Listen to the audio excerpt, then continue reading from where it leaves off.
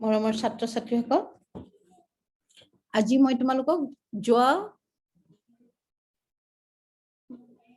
ক্লাছটোৰ পিছৰখিনি মই বুজাবলৈ আৰম্ভ কৰিছো। আজি মই তোমালোকক দেখাইছো যে উদ্ভিদৰ জীৱৰ পৰিপুষ্টি। সেইদিনা মই কৈছিলো জীৱদেহৰ পৰিপুষ্টি কাক বোলে। হৈছে আমি সকলোৱে আহাৰ খাওঁ। আহাৰখিনি আমাৰ দেহে শক্তি লাভ কৰিবলৈ ব্যৱহাৰ কৰে, দেহৰ গঠন কৰিবলৈ ব্যৱহাৰ কৰে, দেহৰ বৃদ্ধি কৰিবলৈ ব্যৱহাৰ কৰে। হৈছে আমাৰ দেহৰ ৰাসায়নিক বিক্ৰিয়া আহাৰে চলাই ৰাখে। এই গোটেই কামখিনি যেতিয়া কৰে তাক আমি কি বুলি কৈছিলো, আমি পৰিপুষ্টি। আগৰ ক্লাছত মই তোমালোকক বুজাই গৈছিলো পৰিপুষ্টি। এতিয়া আমি চাম যে জীৱদেহৰ পৰিপুষ্টি। এতিয়া চাবা, জীৱ বুলি ক'লে তোমালোকে জানা প্ৰাণী আৰু উদ্ভিদ দুইটাক একেলগে আমি জীৱ বুলি কওঁ। গতিকে এতিয়া প্ৰথমতে মই আৰম্ভ কৰিম জীৱদেহৰ পৰিপুষ্টি ভাগকেইটা। ই প্ৰধানকৈ দুই প্ৰকাৰৰ, স্বপোষী পৰিপুষ্টি আৰু পৰপোষী পৰিপুষ্টি।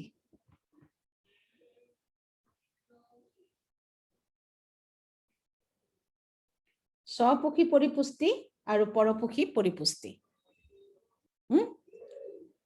স্বপোষী পৰিপুষ্টি কোনবিলাক জীৱৰ দেহত আছে? যিবিলাক জীৱই নিজৰ আহাৰ নিজে প্ৰস্তুত কৰি ল'ব পাৰে। হৈছে মানে অন্য জীৱৰ পৰা আহাৰ গোটাই আনি নিজৰ দেহৰ পৰিপুষ্টি যিবিলাক জীৱই নকৰে, সেই জীৱবিলাকৰ পৰিপুষ্টি স্বপোষী পৰিপুষ্টি। সিহঁতে নিজৰ আহাৰখিনি নিজৰ দেহৰ ভিতৰত নিজে বনাই লয়। যেনে কোনবিলাক? যিবিলাক উদ্ভিদ, ধৰা সেউজীয়া উদ্ভিদৰ পৰিপুষ্টিক আমি স্বপোষী পৰিপুষ্টি বুলি কওঁ। সেউজীয়া উদ্ভিদৰ পৰিপুষ্টিক আমি স্বপোষী পৰিপুষ্টি বুলি কওঁ। কাৰণ কি? যে সেউজীয়া উদ্ভিদৰ দেহত পত্ৰহৰিত আছে। সেইদিনা মই আগৰবাৰ মই তোমালোকক পঢ়াইছো পত্ৰহৰিত আছে। পত্ৰহৰিত কি? পত্ৰহৰিত হৈছে উদ্ভিদৰ দেহত থকা সেউজীয়া ৰঙৰ ৰঞ্জক পদাৰ্থ। হৈছে পত্ৰহৰিত যিবিলাক জীৱৰ দেহত আছে সিহঁতেই স্বপোষী জীৱ। মানে সিহঁতে শালুক সংশ্লেষণ কৰি নিজৰ আহাৰ নিজে প্ৰস্তুত কৰি ল'ব পাৰে। শালুক সংশ্লেষণ কৰি সেউজীয়া উদ্ভিদবিলাকে গ্লুকজ বনায়। গ্লুকজ হৈছে সেউজীয়া উদ্ভিদৰ আহাৰ। গ্লুকজ হৈছে সেউজীয়া উদ্ভিদৰ আহাৰ। শালুক সংশ্লেষণ কৰি সেউজীয়া উদ্ভিদে গ্লুকজ প্ৰস্তুত কৰে আৰু গ্লুকজ হৈছে উদ্ভিদৰ আহাৰ। মানে কাৰ্বহাইড্ৰেট প্ৰস্তুত কৰে, শ্বেতসাৰ প্ৰস্তুত কৰে। গ্লুকজ এবিধ কাৰ্বহাইড্ৰেট, গ্লুকজ এবিধ শ্বেতসাৰ। হৈছে এটা ভাগ। বহুত ধৰণৰ শ্বেতসাৰ আছে, বহুত ধৰণৰ কাৰ্বহাইড্ৰেট আছে, তাৰ ভিতৰত গ্লুকজো এবিধ। গ্লুকজ হৈছে উদ্ভিদৰ দেহৰ আহাৰ, উদ্ভিদৰ আহাৰ। হৈছে গতিকে সেউজীয়া উদ্ভিদে আহাৰৰ কাৰণে সিহঁতে কোনো জীৱৰ পৰা নিৰ্ভৰ নকৰে, অন্য কোনো জীৱৰ পৰা সিহঁতে আহাৰ গোটাই নাখায়। সেইকাৰণে সিহঁতৰ পৰিপুষ্টিটো হৈছে স্বপোষী পৰিপুষ্টি। কাৰণ তাহাঁতৰ দেহত পত্ৰহৰিত আছে। সিহঁতে নিজে সূৰ্যৰ তাপ আৰু পোহৰৰ সহায়ত, পানীৰ সহায়ত, কাৰ্বন ডাই অক্সাইডৰ সহায়ত সিহঁতে নিজৰ দেহত আহাৰ প্ৰস্তুত কৰি লয়। শালুক সংশ্লেষণ প্ৰক্ৰিয়াৰ দ্বাৰা গ্লুকজ বনাই লয় আৰু সেইকাৰণে সিহঁতৰ পৰিপুষ্টি হৈছে স্বপোষী পৰিপুষ্টি। এতিয়া স্বপোষী যিবিলাক জীৱ, উদাহৰণ কি? সেউজীয়া উদ্ভিদ। স্বপোষী পৰিপুষ্টি উদাহৰণ লিখা বুলি ক'লে স্বপোষী পৰিপুষ্টি উদাহৰণ হৈছে সেউজীয়া উদ্ভিদ নহয়। উত্তৰ তোমালোকে কেনেকে লিখা ল'ৰা ছোৱালীবিলাকে? যে স্বপোষী পৰিপুষ্টি উদাহৰণ যেনে সেউজীয়া উদ্ভিদ নহয়। কোনটো শুদ্ধ? যেনে সেউজীয়া উদ্ভিদৰ পৰিপুষ্টি। সেউজীয়া উদ্ভিদজোপা স্বপোষী পৰিপুষ্টি নহয়, গছজোপা পৰিপুষ্টি নহয়। সিহঁতে যিটো প্ৰকাৰে আহাৰ গোটাই খায় সেইটো সিহঁতৰ পৰিপুষ্টি। সিহঁতে নিজৰ আহাৰ নিজে প্ৰস্তুত কৰি খায়। হৈছে সেইকাৰণে সিহঁতৰ পৰিপুষ্টি হৈছে স্বপোষী পৰিপুষ্টি। যেনে সেউজীয়া উদ্ভিদৰ পৰিপুষ্টি। উদাহৰণ কেনেকে লিখিবা? সেউজীয়া উদ্ভিদৰ পৰিপুষ্টি।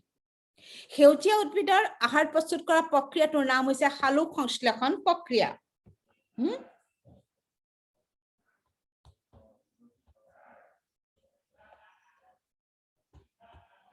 শালুক সংশ্লেষণ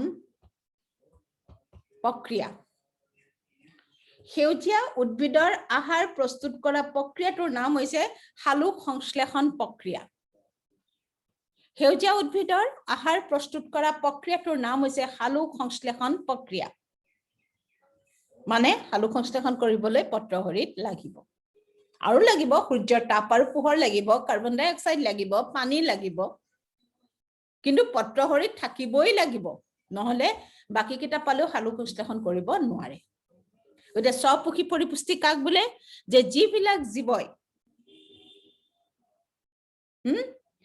নিজৰ আহাৰ নিজে প্ৰস্তুত কৰি নিজৰ দেহৰ পৰিপুষ্টি সাধন কৰে তাকে স্বপুখী পৰিপুষ্টি বোলে তাকে স্বপুখী পৰিপুষ্টি বোলে হৈছে মানে যিয়ে নিজৰ আহাৰ নিজে প্ৰস্তুত কৰি নিজৰ দেহৰ পৰিপুষ্টি সাধন কৰে মানে দেহৰ শক্তি গুটাই দেহটো বৃদ্ধি আৰু বিকাশ ঘটাই ৰাসায়নিক বিক্ৰিয়াবিলাক চলাই ৰাখে আমাৰ দেহৰ জীৱত তাঁতৰ দেহত ঘটা ৰাসায়নিক বিক্ৰিয়াবিলাক চলাই ৰাখে তেনেকুৱা পৰিপুষ্টি স্বপুখী পৰিপুষ্টি বোলে যেনে সেউজীয়া উদ্ভিদৰ পৰিপুষ্টি আৰু ইহঁতৰ আহাৰ প্ৰস্তুত কৰা প্ৰক্ৰিয়াটোৰ নাম হৈছে সালোক সংশ্লেষণ প্ৰক্ৰিয়া সালোক সংশ্লেষণ প্ৰক্ৰিয়া সালোক সংশ্লেষণত ইহঁতে প্ৰস্তুত কৰা আহাৰবিধৰ নাম হৈছে গ্লুকোজ সালোক সংশ্লেষণত ইহঁতে প্ৰস্তুত কৰা আহাৰবিধৰ নাম হৈছে গ্লুকোজ কি প্ৰস্তুত কৰে গ্লুকোজ গ্লুকোজ সেউজীয়া উদ্ভিদৰ আহাৰ হৈছে ইহঁতে কিয় সালোক সংশ্লেষণ ঘটাব পাৰে কাৰণ ইহঁতৰ দেহত কি থাকে পত্ৰহৰিত থাকে ইহঁতৰ দেহত পত্ৰহৰিত থাকে ইহঁতৰ দেহত পত্ৰহৰিত থাকে পত্ৰহৰিত থাকে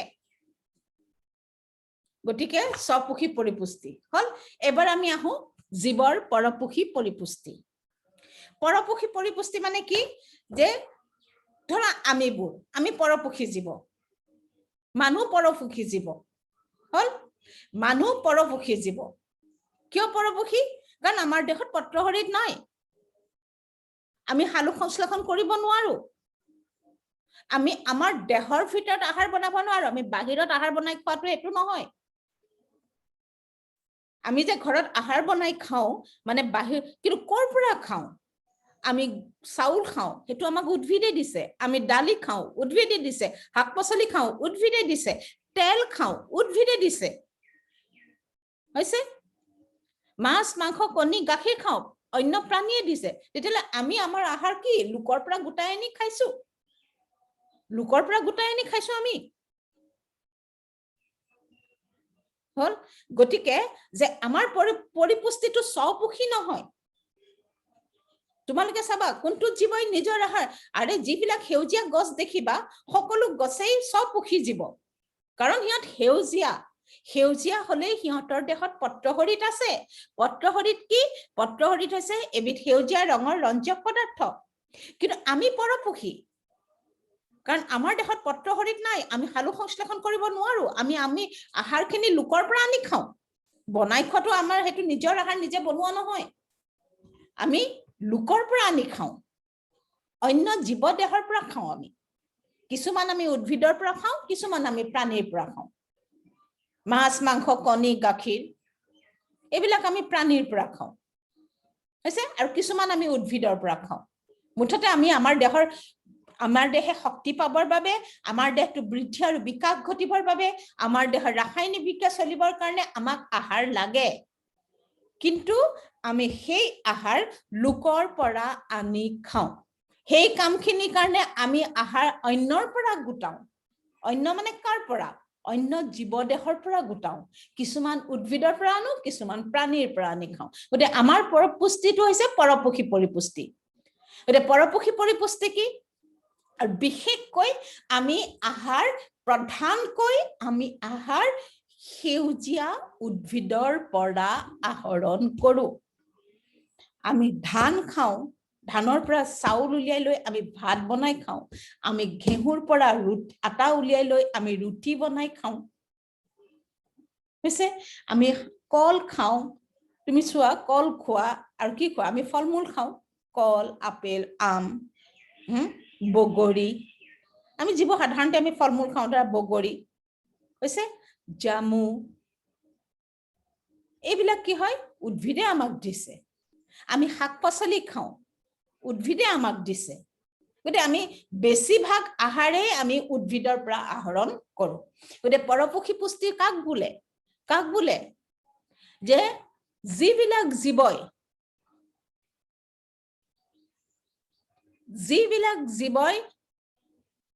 কি কৰে অন্য জীৱদেহৰ পৰা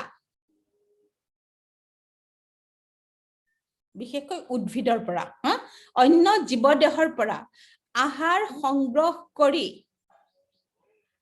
নিজৰ দেহৰ পৰিপুষ্টি সাধন কৰে তেনেকুৱা পৰিপুষ্টিক পৰপক্ষী পৰিপুষ্টি বোলে যিবিলাক জীৱই অন্য জীৱদেহৰ পৰা আহাৰ সংগ্ৰহ কৰি নিজৰ দেহৰ পৰিপুষ্টি সাধন কৰে তেনেকুৱা পৰিপুষ্টিক কি বুলি কোৱা হয় পৰপক্ষী পৰিপুষ্টি বোলে যেনে লিখিবা নিজৰ কথাই লিখা মানুহৰ পৰিপুষ্টি হল কাঠফুলা তোমালোকে দেখিছা কিছুমান উদ্ভিদও আছে পৰপক্ষী কাঠফুলা বেংছাতি সবে আমি দেখিছো বেংছাতি তে সিহঁত সেউজীয়া নহয় সিহঁত সেউজীয়া নহয় গতিকে যদি সেউজীয়া নহয় সিহঁতে সালোক সংশ্লেষণ কৰিব নোৱাৰে কাৰণ সিহঁতৰ পত্ৰশৰীৰ নাই গতিকে সিহঁতে ক'ত বাস কৰে গেলাপচা ঠাইত বাস কৰে পানী পৰি থকা জেকা ঠাইত বাস কৰে তাৰ পৰা সিহঁতে আহাৰ শোষণ কৰি খায় মানে নিজৰ আহাৰ সিহঁতে নিজে বনাব নোৱাৰে গতিকে সিহঁতৰ পৰিপুষ্টি বেংছাতি কাঠফুলা এইবিলাক উদ্ভিদ তাৰমানে সব উদ্ভিদেও লোকৰ আহাৰ নিজৰ আহাৰ নিজে বনাব নোৱাৰে সকলো উদ্ভিদেও নিজৰ আহাৰ নিজে বনাব নোৱাৰে ইহঁতে লোকৰ পৰা আহাৰ গোটাই খায় অন্য জীৱদেহৰ পৰা আহাৰ গোটাই খায় হৈছে অন্য জীৱদেহৰ পৰা ইহঁতে আহাৰ গোটাই খায় গতিকে তেনেকুৱা পৰিপুষ্টিক কোৱা হৈছে পৰপক্ষী পৰিপুষ্টি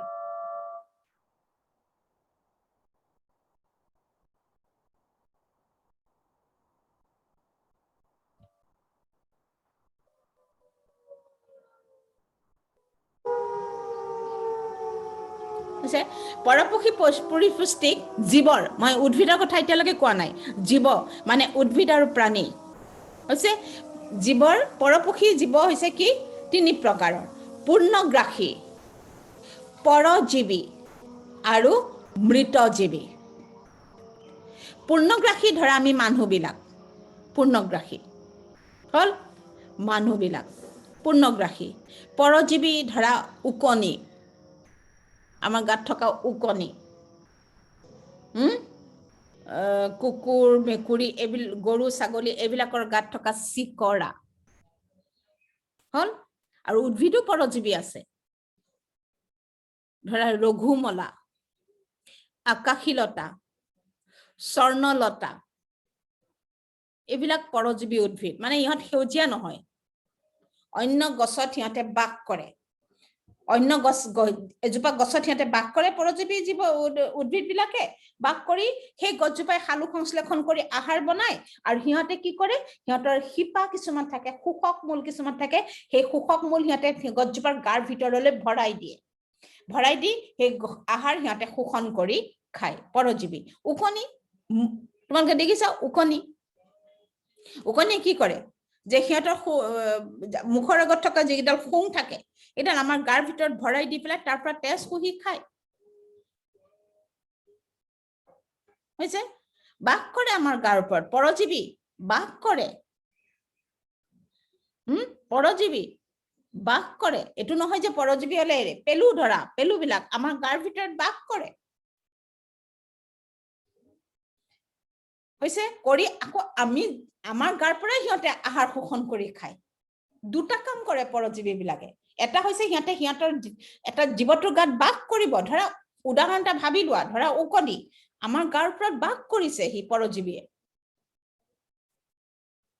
হল আৰু তাৰ পিছত যাৰ গাৰ ওপৰত বাস কৰে সেই জীৱটোৰ পৰাই আহাৰ শোষণ কৰি খায় ধৰা ৰঘুমলা স্বৰ্ণলতা ইহঁত উদ্ভিদ পৰজীৱী ইহঁতে উদ্ভিদ জীৱৰ গাত অন্য জীৱত সেউজীয়া গছৰ গাত বাস কৰে অন্য গছৰ গাত ইহঁতে বাস নকৰে এজোপা ডাঙৰ সেউজীয়া গছৰ গাত ইহঁতে বাস কৰে সেই গছজোপাই আহাৰ বনায় খালু সংশ্লেষণ কৰে কৰিলে কি কৰে ইহঁতে কি কৰে তাহাঁতৰ কিছুমান শুহিব পৰা শোষক মূল থাকে শোষক মূল ইহঁতৰ কিছুমান শুহিব পৰা শোষক মূল থাকে হৈছে যে পৰজীৱী বিলাকে কি হয় যে ইহঁতৰ কিছুমান শুহিব পৰা শোষক মূল থাকে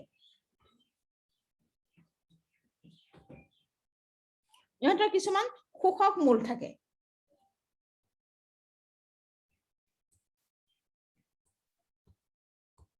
শোষক মূল থাকে শুহিব পৰা শোষক মূল মূল মানে শিপা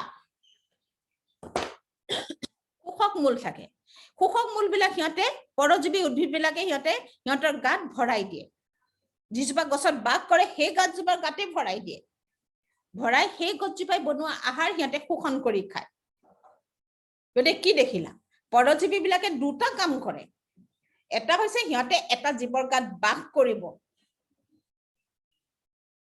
হল উকনি আমাৰ গাত বাস কৰিব পেলু আমাৰ গাত বাস কৰে হৈছে থাকিবলৈও ঠাই লৈছে থাকিবলৈ ঠাই লৈছে সিহঁতে আকৌ কি হয় 2 নম্বৰ কামটো কি কৰে যে যাৰ গাত থাকে সিহঁতে যাৰ গাত সিহঁতে ঘৰ বনাই লৈছে সেই জীৱটোৰ গাৰ পৰা সিহঁতে আহাৰ শোষণ কৰি খায় গতিকে দুটা কাম কৰে থাকিবও আহাৰো খাব তাৰ পৰা আৰু বিনিময়ত কি কৰে সিহঁতে কোনো সহায় নকৰে উকনিয়ে আমাক একো সহায় নকৰে পেলুৱে আমাক একো সহায় নকৰে দেখুৱা পেলু হলে আমাৰ বেমাৰহে হয় হৈছে গতিকে চাবা যে পৰজীৱী বিলাক হৈছে অপকাৰী জীৱ ইহঁতে লোকৰ গাত বাস কৰিব এটা মহ পৰজীৱী নহয় মহেও আমাক কামুৰি পেলাই তেজ খায় উকনিও তেজ খায় কিন্তু মহক মই পৰজীৱী বুলি নকওঁ হৈছে পৰপক্ষী হয় সি পৰপক্ষী জীৱ কিন্তু সি পৰজীৱী নহয় সি আমাৰ গাত বাস নকৰে পৰজীৱী হবলৈ হলে কি হ'ব লাগিব সি কাৰোবাৰ গাত বাস কৰিব লাগিব থাকিব লাগিব সি ঘৰটো সি তাৰ গাতে বনাই ল'ব লাগিব যাক খাব যাৰ পৰা সি খাব তাৰ গাতে সি ঘৰটো বনাই ল'ব আৰু সেইটো জীৱৰ পৰা সিহঁতে আহাৰ খাব হৈছে খাই পেলাই কি কৰে যে সিহঁতে কোনো উপকাৰো নকৰে সহায় নকৰে আমাক উকনিও আমাক সহায় নকৰে পেলুৱেও আমাক সহায় নকৰে কোনো সহায় নকৰে কিন্তু বৰঞ্চ কি হয় যে আমাৰ অপকাৰ কৰে আমাৰ বেমাৰহে কৰে সিহঁতে চোৱা থাকিছেও আহাৰো খাইছে তাৰ বিনিময়ত সিহঁতে আমাক সহায় নকৰে কিন্তু অপকাৰ কৰে হৈছে গতিকে পৰজীৱী জীৱবিলাক কি যে সি উদ্ভিদ হওক প্ৰাণী হওক উদ্ভিদৰো পৰজীৱী আছে প্ৰাণীৰো পৰজীৱী আছে উদ্ভিদৰ পৰজীৱী ৰঘুমালা তুমি আকৌ উদ্ভিদ পঢ়িব লাগিব পৰজীৱী গতিকে প্ৰাণী পৰজীৱীও আছে ধৰা উকনি চিকৰা পেলু এইবিলাক প্ৰাণী পৰজীৱী প্ৰথম কথা পৰজীৱী জীৱৰ পৰিপোষী লোকৰ পৰা আহাৰ খায় গতিকে তাহাঁতৰ পৰপোষী পৰিপুষ্টি কথা হল যে অন্য জীৱিত জীৱৰ দেহত সিহঁতে বাস কৰে আৰু সেই জীৱটোৰ পৰা সিহঁতে আহাৰ সংগ্ৰহ কৰি খায় তাৰপিছত কি আহাৰ সংগ্ৰহ কৰি খায় কিন্তু ইহঁতে জীৱটোৰ কোনো উপকাৰ নকৰে হৈছে বৰঞ্চ অপকাৰ কৰে পৰজীৱী থাকিলে অপকাৰ হয় যিবিলাক ডাঙৰ ডাঙৰ গছত পৰজীৱী উদ্ভিদ বাস কৰিবলৈ লয় নহয় অলপ দিনৰ পিছত গছজোপা শুকাই যায় কিয় কাৰণ গছজোপাই যে আহাৰ বনাই সিহঁতে খাই পেলাই সিহঁতে শুকাই যায় কিছুমান গছটোতো মৰিও যায় পৰজীৱী উদ্ভিদ হলে গতিকে কি হয় যে তোমাক থাকিবলৈও ঠাই দিলে আহাৰো দিলে কিন্তু তাৰ বিনিময়ত তুমি কি কৰিলা গছজোপা মাৰি দিলা গতিকে পৰজীৱীবিলাক হৈছে অপকাৰী জীৱ, জীৱ জগতৰ ইহঁত অপকাৰী জীৱ। গতিকে পৰজীৱী পৰপক্ষী পুষ্টি কাক বোলে বুলি ক'লে কি? আৰু চাবা যে উকনি মোৰ গাত বাস কৰিছে, ধৰা উকনি মোৰ গাত বাস কৰিছে, উকনিটো পৰজীৱী, আৰু মই যে তাক থাকিবলৈ ঠাই দিছো, মই যে তাক খাবলৈ ঠাই বস্তু দিছো, তাৰ হেতু গতিকে মোক কি বুলি ক'ব? মোক পোষক জীৱ বুলি ক'ব, মোক পোষক জীৱ। যে মই পোষক জীৱ, মই পোষক জীৱ। যিটো জীৱই তাহাঁতক থাকিবলৈ ঠাই দিয়ে, যিটো জীৱই পোষক যিটো জীৱই তাহাঁতক থাকিবলৈ ঠাই দিয়ে, যিটো জীৱই সিহঁতক আহাৰ দিয়ে, সেই জীৱটোক পোষক জীৱ বোলে। সেই জীৱটোক পোষক জীৱ বোলে। আৰু যিয়ে লোকৰ গাত পোষক জীৱটোৰ গাত বাস কৰিব, কৰি তাৰ ঘৰৰ পৰা আহাৰ শোষণ কৰি খাব, সি তাক পৰজীৱী জীৱ বোলে। দুটা জীৱ, এটা পোষক জীৱ, এটা পৰজীৱী জীৱ। পেলু আমাৰ গাত বাস কৰে, পেলু পৰজীৱী, মই পোষক, কাৰণ মই পুহি তাক থাকিবলৈ ঠাই দিছো, খাবলৈ বস্তু দিছো, গতিকে মই পোষক। হৈছে মই পোষক, মই পোষক জীৱ। মই হলো পোষক জীৱ, কাৰণ মই তাহাঁতক থাকিবলৈও দিছো, খাবলৈও দিছো, কিন্তু সিহঁতে মোৰ কোনো উপকাৰ কৰা নাই, কিন্তু মোৰ অপকাৰ কৰিছে। বিভিন্ন ধৰণৰ আমাৰ বেমাৰ হয়। গতিকে চাবা, পৰজীৱী বিলাক হৈছে জীৱ জগতৰ ইহঁত অপকাৰী, ইহঁতৰ পৰিপুষ্টি পৰপক্ষী, কাৰণ লোকৰ পৰাই খাই ইহঁতে পৰপক্ষী পৰিপুষ্টি। কিন্তু পৰজীৱী বুলি ক'লে আমি বুজি পাম কি? ধৰা ইহঁতে অন্য জীৱিত জীৱৰ দেহত বাস কৰে, 1 নম্বৰ কথা। 2 নম্বৰ কথা, যাৰ গাত সিহঁতে বাস কৰে পোষক, সেইটো জীৱক পোষক জীৱ বোলে, আৰু সেই জীৱটোৰ পৰাই ইহঁতে আহাৰ শোষণ কৰি খায়, 2 নম্বৰ কথা। 3 নম্বৰ কথা, ইহঁতে পোষক জীৱটোৰ অপকাৰ কৰে, হৈছে। 4 নম্বৰ কথা, ইহঁতে পোষক জীৱৰ কোনো উপকাৰ নকৰে। পৰজীৱী জীৱবিলাকৰ এই 4টা হৈছে প্ৰধান বৈশিষ্ট্য। সি উদ্ভিদ পৰজীৱী হওক, সি প্ৰাণী পৰজীৱী হওক, অন্য জীৱিত জীৱৰ দেহত বাস কৰে, যাৰ গাত বাস কৰে তাক পোষক জীৱ বোলে, হৈছে। আৰু যাৰ পৰা আহাৰ শোষণ কৰি খায় সেইটোৱে পোষক জীৱ। যিটো জীৱৰ দেহত সিহঁতে বাস কৰে, সেই জীৱটোৰ পৰাই সিহঁতে আহাৰ শোষণ কৰি খায়।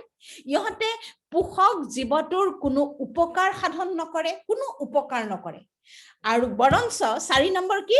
ইহঁতে পোষক জীৱটোৰ অপকাৰ কৰে।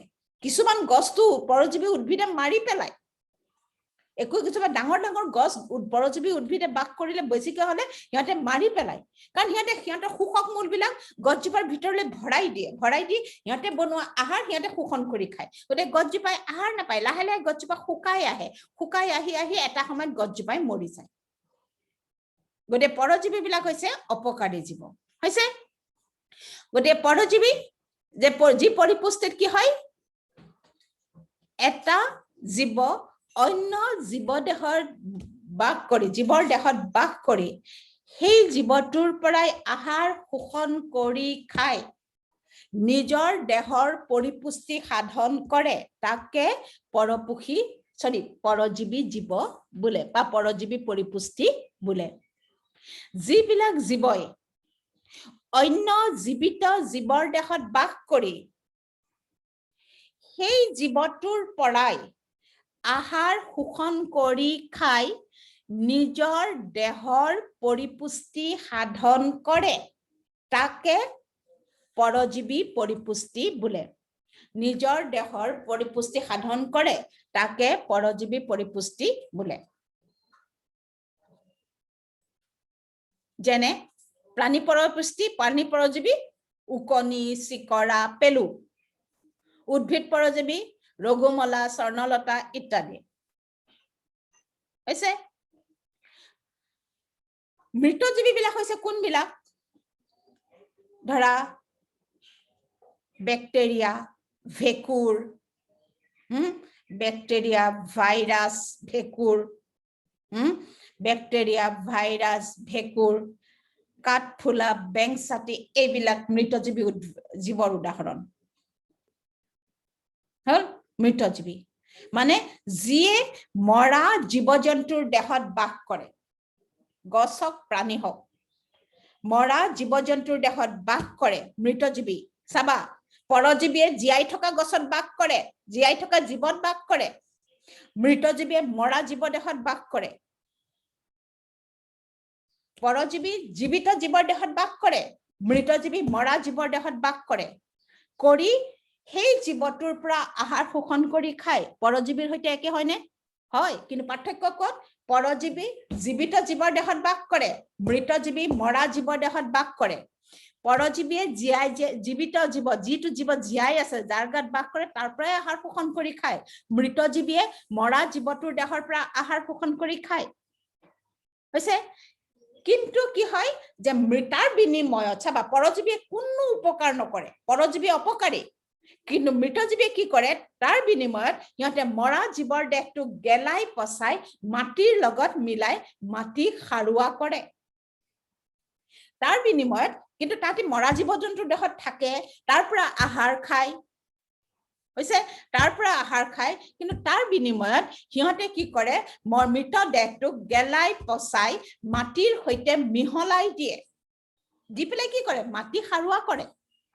গতিকে মৃতজীৱী অপকাৰী নহয়, মৃতজীৱী উপকাৰী জীৱ জগতৰ বাবে, পৰিৱেশৰ বাবে, প্ৰকৃতিৰ বাবে সিহঁত উপকাৰী জীৱ। যে সিহঁতে মৰা জীৱৰ দেহত বাস কৰে, মৰা জীৱ দেহটোৰ পৰা সিহঁতে ৰস শোষণ কৰি খায়, আহাৰ শোষণ কৰি খায়, আৰু তাৰ বিনিময়ত ইহঁতে মৃত দেহটোক গেলাই পচাই মাটিৰ সৈতে মিহলাই দিয়ে। হৈছে? মৃত দেহটোক ইহঁতে গেলাই পচাই মাটিৰ সৈতে মিহলাই দিয়ে, তাকে বুলি কি বুলি কোৱা হয়? মৃতজীৱী পৰিপুষ্টি বোলে। গতিকে মৃতজীৱী পৰিপুষ্টি যিবিলাক জীৱ মৃত মৰা জীৱ জন্তুৰ দেহত বাস কৰে আৰু সেই জীৱটোৰ দেহৰ পৰাই ৰস শোষণ কৰি খায়, বিনিময়ত হৈছে তাৰ পাছত, বিনিময়ত মানে তাৰ পাছত সিহঁতে মৰা জীৱৰ দেহটো গেলাই পচাই মাটিৰ সৈতে মিহলাই দিয়ে, আৰু তেনেকুৱা পৰিপুষ্টিক মৃতজীৱী পৰিপুষ্টি বোলে। তেনেকুৱা পৰিপুষ্টিক মৃতজীৱী পৰিপুষ্টি বোলে। মৰা জীৱ জন্তুৰ দেহত বাস কৰে, জীৱ দেহত বাস কৰে, কৰি তাৰ পৰা ৰস শোষণ কৰি খায়, আৰু ইয়াৰ পাছত সিহঁতে মৰা জীৱৰ দেহটোক গেলাই পচাই মাটিৰ সৈতে মিহলাই মাটি সাৰুৱা কৰে। ইয়াকে এনেকুৱা পৰিপুষ্টিক মৃতজীৱী পৰিপুষ্টি বোলে। যেনে বেক্টেৰিয়া পৰিপুষ্টি, ভাইৰাছৰ পৰিপুষ্টি, তোমাৰ কাঠফুলা, বেংজেতি, এইবিলাকৰ পৰিপুষ্টি, ইহঁতে এনেকুৱা পৰিপুষ্টিক মৃতজীৱী পৰিপুষ্টি বোলে। হৈছে? মৃতজীৱী পৰিপুষ্টি বোলে। মৃতজীৱী অপকাৰী নহয়, ইহঁতৰ জীৱ জগতৰ ইহঁতে উপকাৰ কৰে। ইহঁতে উপকাৰ কৰে। গেলা জীৱ জাবৰ জোথৰবিলাকক ইহঁতে গেলাই পচাই ইহঁতে মাটিৰ সৈতে মিহলাই মাটিখিনি সাৰুৱা কৰে। গতিকে ইহঁত অপকাৰী নহয়। হৈছে? এতিয়া বাকী থাকিলে পূৰ্ণগ্ৰাসী। পূৰ্ণগ্ৰাসী মই আৰম্ভণিতে কৈছিলো আমিবিলাক। মানে পূৰ্ণগ্ৰাসী বিলাক কি? যে আমিবিলাকে কি কৰো? আমি গছৰ পৰা ধান খাওঁ, ঘেঁহু খাওঁ, আমি গোটা বস্তু ভক্ষণ কৰো। আমি আম, কঁঠাল এইবিলাক আমি খাওঁ, আমি গোটা বস্তু ভক্ষণ কৰো, মাংস খাওঁ, কণী খাওঁ। হৈছে? গতিকে আমি কি কৰো? যে অন্য জীৱ দেহৰ কঠিন অংশ ভক্ষণ কৰো, কঠিন অংশ ভক্ষণ কৰো, অন্য জীৱ দেহৰ কঠিন অংশ আমি ভক্ষণ কৰো। গতিকে আমাৰ পৰিপুষ্টি হৈছে অন্য জীৱৰ পৰাই আমি খাওঁ, শাক খাওঁ, ডাল খাওঁ, ফল মূল খাওঁ, চাউল খাওঁ, ঘেঁহু খাওঁ, মাংস খাওঁ, মাছ খাওঁ। গতিকে অন্য জীৱ দেহৰ কঠিন অংশ আমি ভক্ষণ কৰো। হৈছে? যে কঠিন অংশ আমি ভক্ষণ কৰো, তেনেকুৱা গতিকে তেনেকুৱা পৰিপুষ্টিক পূৰ্ণগ্ৰাসী পৰিপুষ্টি বোলে। গতিকে যি পৰিপুষ্টিত এটা জীৱই অন্য জীৱ দেহৰ কঠিন অংশ ভক্ষণ কৰে, কঠিন অংশ ভক্ষণ কৰে, তেনেকুৱা পৰিপুষ্টিক পূৰ্ণগ্ৰাসী পৰিপুষ্টি বোলে। যেনে মানুহৰ পৰিপুষ্টি পূৰ্ণগ্ৰাসী পৰিপুষ্টি, বাঘৰ পৰিপুষ্টি পূৰ্ণগ্ৰাসী পৰিপুষ্টি, সিংহৰ পৰিপুষ্টি পূৰ্ণগ্ৰাসী পৰিপুষ্টি ইত্যাদি। গতিকে চাবা যে পূৰ্ণগ্ৰাসী পৰিপুষ্টিত যে যিবিলাক জীৱই অন্য জীৱ দেহৰ কঠিন অংশ ভক্ষণ কৰে, হৈছে? তেনেকুৱা পৰিপুষ্টিক পূৰ্ণগ্ৰাসী পৰিপুষ্টি বোলে। হৈছে? মই এইখিনিলৈকে জীৱ দেহৰ পৰিপুষ্টি এই অংশটো মই আজি ক্লাছত তোমালোকক পঢ়ালো। হৈছে? কাইলৈৰ ক্লাছত মই তলৰ পাঠটো পঢ়াম উদ্ভিদৰ পৰিপুষ্টি এইখিনি প্ৰশ্ন উত্তৰ লিখি পেলাবা হৈছে পৰিপুষ্টি কাক বোলে এটোটো আগৰ ক্লাছত মই দিছিলো স্বপুখী পৰিপুষ্টিৰ ভাগ কিটা কি স্বপুখী পৰিপুষ্টিৰ প্ৰধান ভাগ দুটা হৈছে স্বপুখী পৰিপুষ্টি আৰু পৰপুখী পৰিপুষ্টি হৈছে তাৰপিছত তোমাক যদি খুদে যে পৰপুখী পৰিপুষ্টি জীৱ বুলি কলে উদ্ভিদ হলে আকৌ বেলেগ হ'ব জীৱৰ পৰপুখী জীৱৰ পৰিপুষ্টিৰ ভাগ কেটা লিখা পৰপুখী জীৱ বুলি কলে উদ্ভিদও সোমাব প্ৰাণীও সোমাব গতে পৰপুখী জীৱৰ পৰিপুষ্টিৰ ভাগ কেটা লিখা তোমাৰ উত্তৰ হ'ব পূৰ্ণগাখী পৰজীৱী আৰু মৃতজীৱী তাৰপিছত পূৰ্ণগাখী পৰিপুষ্টি কাক বোলে যিয়ে গোটা অংশ বংশাংশ তাক পূৰ্ণগাখী বোলে যেনে মানুহৰ পৰিপুষ্টি পৰজীৱী জীয়াই থকা জীৱৰ দেহত বাস কৰে সেই জীৱটোৰ পৰা আহাৰ খায় সেই জীৱটোৰ অপকাৰ কৰে কোনো ধৰণৰ ইয়াতে উপকাৰ নকৰে তেনেকুৱা